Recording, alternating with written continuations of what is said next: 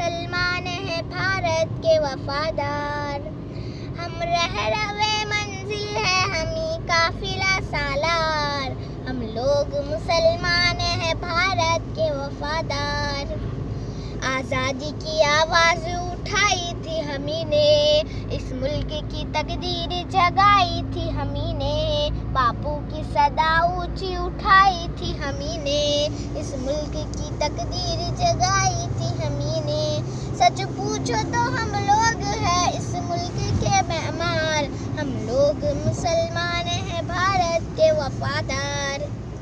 انگریزوں سے ہم لوگوں نے لڑ کے لڑائی, آزادی بھارت کے لیے جان گواہی. سینوں پہ ہمیں لوگوں نے گولی بھی تو کھائی, ہر مار کا دیتا ہے گواہی میرے بھائی.